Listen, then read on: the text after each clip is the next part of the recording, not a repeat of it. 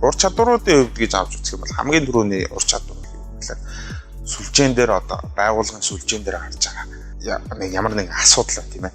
Тухайн тэр асуудлыг юу яаж хийдэг. Энэ асуудал маань ер нь одоо би хаанаас нь хайж олж мэдхийг гэх мэтлэн тийм асуудлыг шийдвэрлэх чадвар гэж хамгийн түрүүнд сурна. Дараа нь юу болох вэ гэвэл төхөөрөмжүүдээр тохиргоо өгөх чадварыг анх сурна. Тэгээд бидний нөгөө байгууллага дээр ашигладаг одоо жишээ нь VPN тохируулах гэдэг VPN ер нь яаж тохируулдгийг юу хэрэгтэй байдгийг VPN тохируулах. Тэр тохиргоон дээр нь ямар асуудлууд гарч болох юм. За тэгэхээр нөгөө switch router-ийн чиглүүлэлт гэдэг ярих юм бол чиглүүлэлт дээр нь ямар асуудлууд гардгийг хэрвээ танай байгууллага дээр эсвэл ингээд ажиллаж исэн чинь ямар нэгэн байдлаар мэдээлэл дамжихаа болчих юм бол би хаанаас нь тэр асуудлыг шийдэх юм.